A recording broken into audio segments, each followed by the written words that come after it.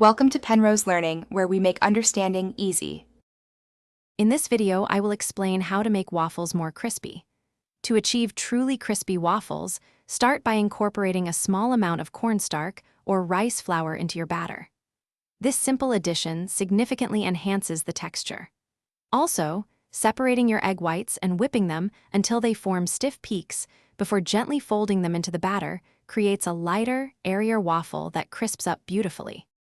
For an even crispier result, consider adding an extra tablespoon or two of oil or melted butter directly into your waffle batter. This fat content helps achieve that desirable golden brown crunch.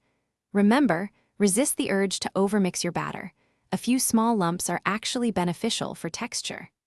Letting the batter rest for at least 10 minutes also allows the flour to fully hydrate, leading to a better waffle. The cooking process is crucial for crispiness. Always ensure your waffle iron is fully preheated to its highest setting before pouring in the batter. Cook each waffle until steam no longer escapes from the sides of the iron, which indicates it is fully cooked and has developed a crisp exterior. Resist the temptation to peak too early. Once cooked, place waffles on a wire rack to cool slightly. Never stack them, as this traps steam and makes them soggy. To enjoy your waffles at their absolute crispiest, serve them immediately after they come off the iron. If you have any leftovers, don't worry.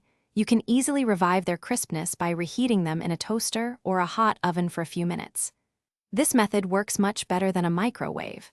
For more delicious recipes and captivating stories, check the description for a link to the new Kindle Paperwhite, along with other great deals. Enjoy your perfectly crispy waffles. Thanks for watching. If this was helpful, leave a like and consider subscribing. See you next time.